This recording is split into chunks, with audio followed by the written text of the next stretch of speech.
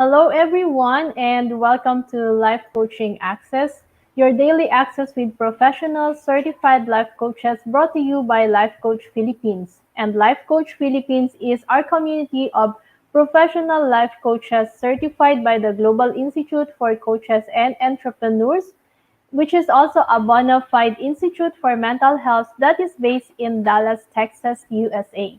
Life Coaching Access is our service to the community, and we aim to help individuals experience the process of transformation through the platform of life coaching. So, if you want to know more about our international coaching classes and services, please connect with Coach Rizel through 0917-586-1661 for assistance. Our next certification class will be on March 20 and 27. But for those waiting for the mental health certification program, we will just give you a new date. I am Coach Tin de Joya for Relationlift, and your access with me is every Monday at 3 p.m. So for today, we're going to be talking about expectations, meeting the unmet. So please tag your friends in the comment below and invite them to join our conversation. You may also share this FB Live to your timelines and FB groups and pages so that we can reach more people and help transform lives.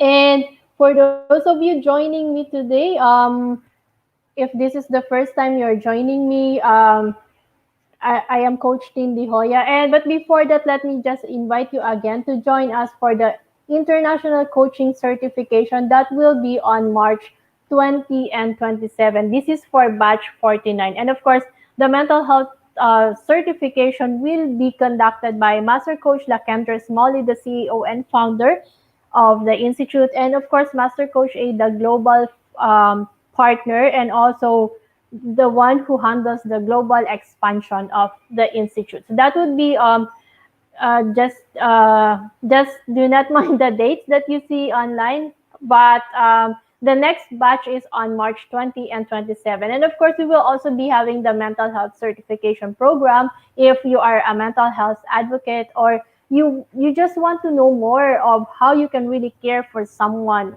if you have someone in the family who really suffers and you want to help the person or that family member, then this is a great opportunity for you to get certified so that you will know more about how it is to care for someone who has a mental health condition.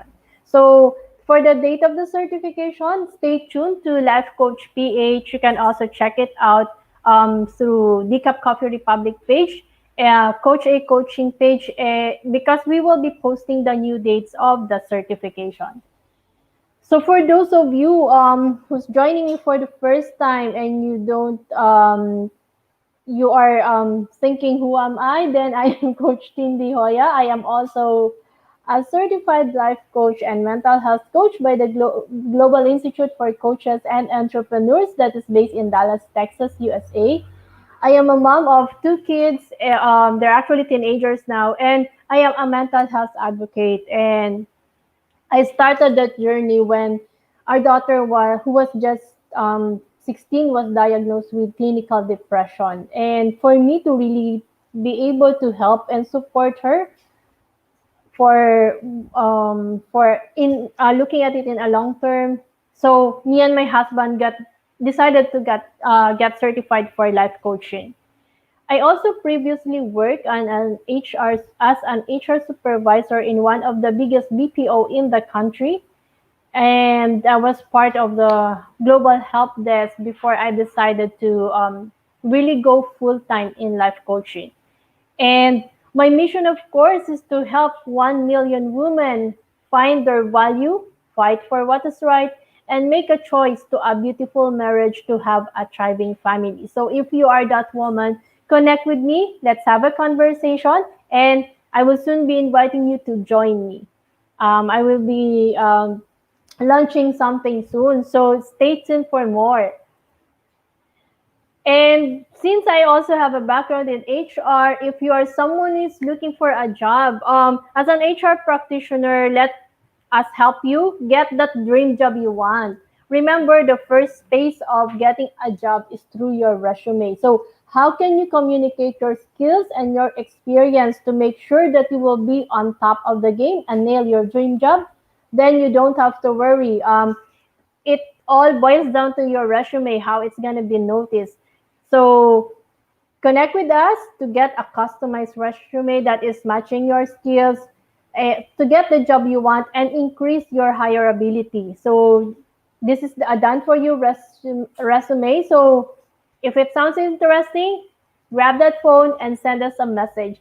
You can send a message to 0917-586-1661, or you can also send a message to 0917-903-8155. That is for Coach Maureen, and 0917-806-4200. That is me. So just, you can also email us at coachmomystica@gmail.com and Coach Tin de Joya at outlook.com. So allow us to help you and journey with you as you walk towards your dream job.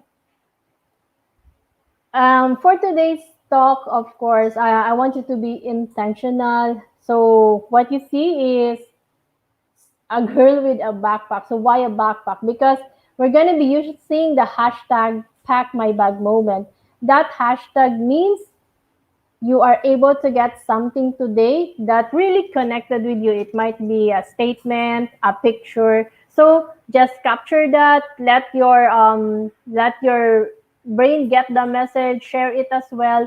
Sharing is caring. Who knows? There might be a friend, a friend of yours who is needing that information, or someone who is maybe someone who don't really know is in need of something that would boost her her feelings at this time. Then sharing that will allow you to really help her out. You can also do not also forget to use the hashtag Relationlift, so that I can find your comments as well, or postings, and I can share and do comments. And of course, hashtag life coaching access. Hello, Coach Mau. Mana-mana lang yan. Mana ako sa'yo. So, parang mag-ina ba? Magkapa... Di, magaganda talaga ang coachet. So, thank you so much. So for today, we're gonna be talking about expectations, meeting the unmet. Each day, we hold on to certain expectations about ourselves, about our circumstances, and about other people, especially our spouse.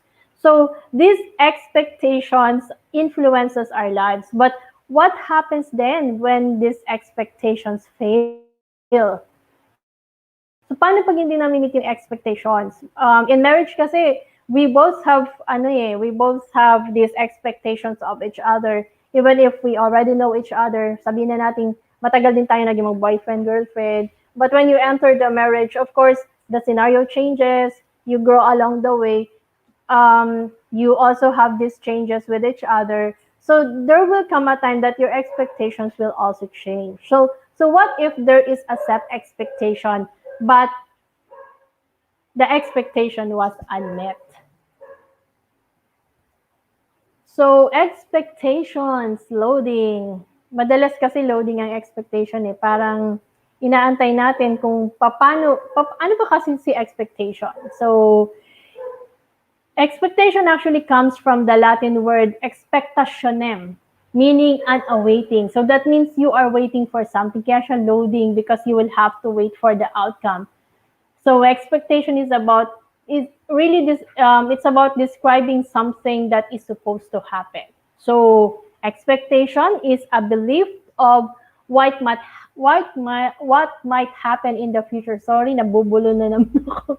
And it's a feeling that something is about to happen, or of course, it's also a feeling that is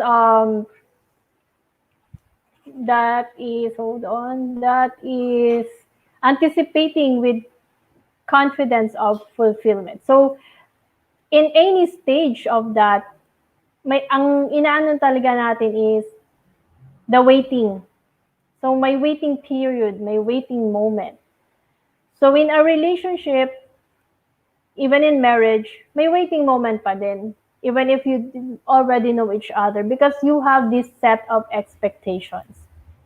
So, there are actually kinds of expectations. And even in, kahit hindi siya marriage, kahit even in work, even in your other relationships, there is actually a lot of expectations that we have set for each other, for people. So, let's take a look at those expectations. What are really those expectations that we know? Baka nandun ka na din sa ganung stage pero hindi mo alam na yun pala yung tawag doon. So, one of those expectations is really the unrealistic or un unreasonable expectations. So, ano ba kasi si unrealistic or unreasonable expectations? 'Di ba, sa relationship naman, lahat tayo lahat tayo may gusto. Lahat may gustong i-satisfy. But at times, hindi mo ma-meet. 'Di ba, for example, hindi naman pwedeng 24 hours kayong magkasama kasi kailangan yung magtrabaho, kasi may bills na dapat bayaran, may kailangan yung bumili ng pagkain and all. But how about if yung isa sa inyo is really expecting that you will always be there. Na dapat pag tinawag ka, takbo ka agad, bibitawan mo lahat ng ginagawa mo at pupunta ka sa partner mo. So, 'di ba? It is an unrealistic expectation. And more often, it also causes na nasasakal yung partner mo. Kaya minsan, hindi nagiging okay yung relationship nyo. So, each of these expectations is actually based on our personal experience, understanding, and our hope. So, they emerge from our beliefs about how the world works. Beliefs and expectations can be rational or irrational, and they can be based on facts. They can be based on decisions. They can be based on societal norms. So they can also be based on misunderstandings. So the challenge is that we each tend to believe or are completely rational. So feeling natin, pag nagset tayo ng expectation, rational naman yung hiningi mo eh. Or realistic, reasonable. Yet the truth is, we always have those irrational beliefs and expectations. So, for example, ng unrealistic expectation is, yung favorite natin, you complete me. Hello, Master Coach Jasmine. Thank you for joining. So, you complete me. That means your spouse should complete you. So, he's there whenever you need him. Unfortunately, it's not really possible. We need to work and provide for the family. Sabi ko kanina, kailangan yung kumain, kailangan yung magbayad ng bill. So, hindi pwedeng at any time, pwedeng niya, bibitawan niya yung ginagawa niya, lalo na kung nasa work siya, kasi kailangan mo. And at times, it's so hard, di ba? Merong ganun, lalo na pag sino ba nakaka-relate dito yung pag mag-boyfriend-girlfriend, feeling mo kasi, minsan kasi dito yung nag-uumpisa eh, pag mag-boyfriend-girlfriend, lahat ng gusto nasusunod. So, pagpasok sa marriage, ganun pa din yung expectation, nasusundin lahat. Na pag sinabing, bitawan mo yan, punta ka dito, mamaya, andyan na din. Binibitawan ng ginagawa at tumatakbo papunta sa partner. So, feeling mo, ang haba ng hair mo, ang sweet. So, doon nasiset ngayon yung mga expectations na when it comes now in the marriage, kasi hindi na-realize, doon nagkakaroon ng problem. So, unreasonable or unrealistic expectations, these are expectations that is impossible for the spouse to meet. Another kind of expectation, hulaan nyo kaya?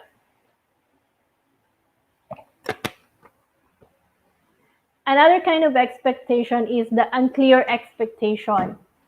Remember, ano ba yung unclear expectation? This is an expectation that is already communicated, but if either one of you understands the language differently, baka magkaiba lang, lost in translation. Usually, ganun yung term natin, lost in translation. So remember, we all communicate differently, but when couples communicate and did not use a language that each one can understand, then there will be problem in the relationship. So example, a husband expects that the wife should always initiate the intimate time.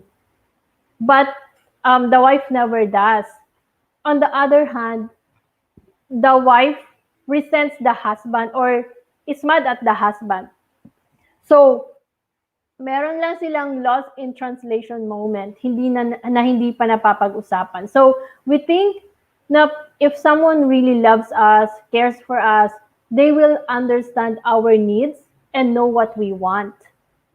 But this is a myth. Love does not give us the power to read minds. Kaya siya nagiging unclear eh. Kasi may sinabi yung isa, hindi naman naintindihan ng isa kasi magkaiba pala yung language or magkaiba sila ng interpretation. Meron ba tayong ganun, Coach Sean? Hindi ko maalala kung meron kaming ganun. Or madami actually beses naalala ko. Tinignan ako ng masama eh. So, ibig sabihin, madami. Lost in translation. Well, actually, this is the common issues when why there is an unclear expectation. And of course, there is what we call the failed expectations. Yung parang sinindihan mo lahat pero yung dalawa hindi sumindi. So yun na yung example doon. So what are failed expectations? So these unmet or failed expectations, these are expectations that has been communicated by boss either of the spouse but is not able to hold up to the end of the deal. So pareha silang nag-communicate, alam naman nila parehas, na clear naman yon, pero hindi sila nagkaintindi, pero hindi pala na hindi nagawa, hindi ginawa. So, yun yung ng failed expectation. So, sometimes we get it right, sometimes we don't.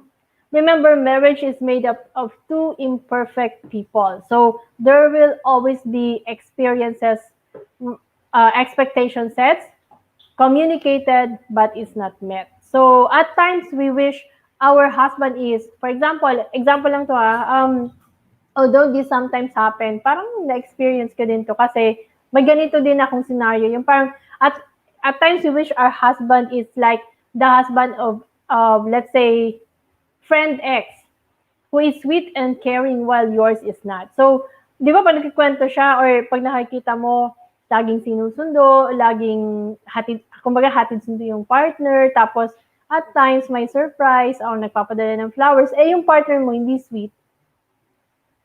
So, yun yung failed expectation na parang kinausap mo na siya, idadaan mo sa kwento, sasabihin mo, alam mo ba, si ganito, ganyan, yung husband niya lagi siyang hinahatid, laging hatid sundo, laging may binibigay ng flowers or nagpapadala ng flowers.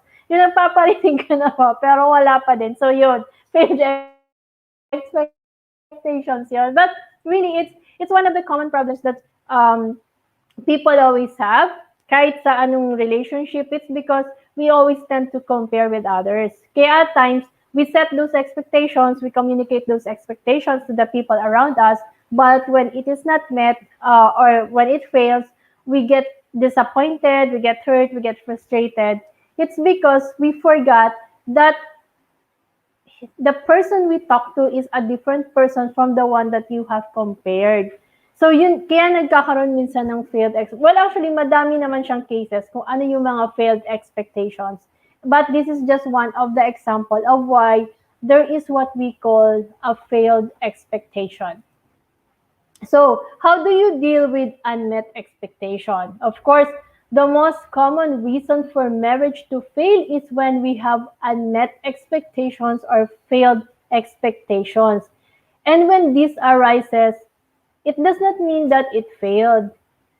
It is simply a failed attempt that can be rectified with another. So, I'll give you some steps on how you can work on this unmet expectation. See it as an opportunity to develop a better marriage and relationship with your partner. And remember, when we are disappointed because of the unmet expectations, we tend to be hurt. After the hurt, we get angry. And of course, once you get angry, you turn that anger to your spouse in the form of punishment. So, what steps can we do to really be able to deal with those unmet expectations? If you're interested to work out your emotions, especially when you are in a relationship and there are a lot of unmet expectations, connect with me. We have a particular toolkit that we use whenever when we talk about expectations. So the questions that I am giving you are some of the questions from the toolkit. So if you want to grab a copy of the toolkit and really work on how you are feeling when you have those expectations unmet, connect with me. Just connect with just reach out the number 0917-806-4200, or you can also message Life Coach PH and ask to be connected with me. So for the first one, or for the first step that we can do when we are dealing with unmet expectation is, of course, love and forgive your spouse. When you exchange marriage vows, remember that you committed before God and your spouse that you will stay committed through everything. So honor that commitment. In spite of your spouse's failures and him or her failing short on expectations, there should always be a room to forgive because of love. So the need for forgiveness will never go away in your marriage. So get good at it. And ask yourself, whenever you feel there was an unmet expectation and you can't seem to really forgive, ask yourself, how flexible are my expectations in our relationship? Paano ka ba mag-a-adjust sa expectations mo in the relationship to make it work? So think about it.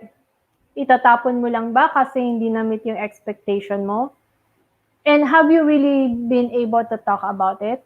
So this is one of the questions you can ask yourself to really take that moment of awareness whenever you get hurt when there is an unmet expectation. Second step, of course, is you communicate with the intent of understanding your spouse. Sabi nga nila, the biggest communication problem is we do not listen to understand, we listen to reply. So this is actually one of the rules that we observe in any relationship. So communicate with the intent of understanding your spouse. Many times, expectations go unmet in our marriage because the person wasn't even aware of what was expected. Minsan, hindi din kasi clear yung how it was communicated. And the only way to know what is expected is to really talk about it. Make regular communication as part of your marriage. So you really have to start communicating deeply with each other. Hindi yung hi and hello lang or kumain ka na ba, kumusta araw mo.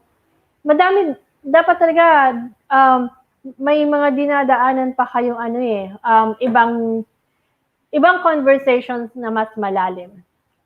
So, ask yourself whenever you feel frustrated because there is an unmet expectation, ask yourself, what if the condition changed for the expectation? Paano mo ba kasi sinet yung expectation mo? And then, what if we change that condition? What would happen to that expectation? So don't make knowing your spouse expectations a guessing game. Talk about it with each other. And of course, the third step would be willing to see things differently, be willing to see love. It's about more of changing your perspective. And when you change your perspective, remember, in the real world of marriage, you will never be able to meet all your spouse needs, and he or she will never be able to meet all of yours. Parehas naman kayo eh. Kaya nga siya give and take. Madami kang needs, madami kang wants, same as your partner, same as your husband, pero siya din naman maraming needs and wants na hindi mo din talaga masasatisfy, same as how he cannot really satisfy all your needs and wants. However, sa end natin, minsan feeling mo, tama yung demand mo, pero it's more of really, are you really aware of those needs and wants? And na-distinguish mo ba kung alin yung need at alin yung want? Kaya, sinet mo yung expectation na yon. So, minsan, we never really intend to understand those expectations. So some needs cannot really be met by you alone. Only God can do it because He is an all encompassing God. But in a relationship, develop the perspective of allowing your spouse some grace in some areas. Allow him some space. Not all expectations can really be provided. So take a rain check, do a rain check of those expectations that you have set. Same as him. Kailangan taga pinag-uusapan niyo yung expectations. So, both of you can do an inventory of those expectations that you have set and really talk about it. And look at it in a different perspective kung bakit hindi kayang ma-meet yung expectation. Kasi minsan, tinitingnan lang natin na hindi kinaya, galit na tayo, ayaw na natin pag-usapan. So, nagpa-pile up, parang itatabi mo lang hanggang sa nagpa-pile up lang yung mga unmet expectations na dumadami siya at kung kailan malala na, saka nyo lang pag-uusapan. So, take a look at how the conditions can change if there is an unmet expectation and change your perspective. That could really give a lot of help. And finally, of course, is don't throw your expectations outside the window. So, on the fourth one, some expectations might really be unrealistic and unfair to your spouse, but that doesn't mean that you lose hope in them or your spouse. So kung hindi siya na-meet, it's okay. Talk about it. Hindi yung bibitawan mo lang. Part of your marriage purpose is to help one another grow and continue to strive toward your hopes and aspirations. So work together. Wag mong iwanan na ayaw mo na, bibitawan mo, parang throwing the towel kasi hindi na meet yung expectations. Nadadala naman talaga lahat sa pag-uusap. And of course, taking action. Hindi kasi pwedeng walang action kayong dalawa. That's why when you ask yourself, what have I learned from these failed expectations? You have that awareness to really be able to reflect and talk about the relationship or where the both of you are heading to. Setting, dapat early on kasi sa marriage, nasa-set nyo na yung expectations, sa pag-uusapan nyo, nagiging clear. And if there is, pag halimbawa may failure on meeting the expectation, then you again talk about it and ask what could be done para hindi siya maulit. Or baka naman kasi baka kasi yung expectation mo is nandun sa unreasonable kaya hindi niya ma-meet. Same as your partner, pag nagbigay siya ng expectation, clear ba sa kanya kung bakit gusto mo yun? Knowing the why behind those expectations would really help the both of you see where you are headed in the relationship and how you can really deal with each other when there is an unmet expectation. It might happen, small things, trivial things. Pwedeng hindi nyo na siya pinag-uusapan kasi maliit na bagay lang siya. Like for example, galing ka sa labas, pagdating mo, ang daming hugasan. Pero nag-usap kayo ng husband mo na hugasan niya. Pero pagdating mo, andun pa din. So, syempre, kung pagod ka, magagalit ka. But, kasi you expected that it will be fulfilled. So, ganun mga kasimple, di ba? Parang mga simple triggers that could really ruin someone's day, that could really make you feel hurt, that could really make you feel na parang hindi ako love dito kasi walang ginagawa, hindi ako tinutulungan. So magkakaroon ka ng mga ganong perceptions because of those expectations. But really taking a pause and being aware of what is of those expectations would help the two of you work out the relationship. And sabi nga, failed expectations ruin marriages and kills love in the process. So you and your partner deserve to know what you're both getting into, and knowing now is better than later. So this is really one of those things that you have to remember. Expectations abound, but make sure that you know how it can affect your marriage, will guard you from resentment that might cost you your marriage. So pinag-uusapan talaga. take time to really sit down together and talk about those I think I have one of the episodes where we already talk about expectations on a different scenario. So every day naman kasi may expectations tayo sa partner natin, and the way we respond, the way we respond and react, actually the way we respond to our partner every day is something that we can really think of. And the way also that that you set up those expectations, take a look at it to help the two of you really understand where you are now in that relationship, and if those expectations are really hurting, to really be able to sit down and talk about it. So that's it for me. Thank you so much.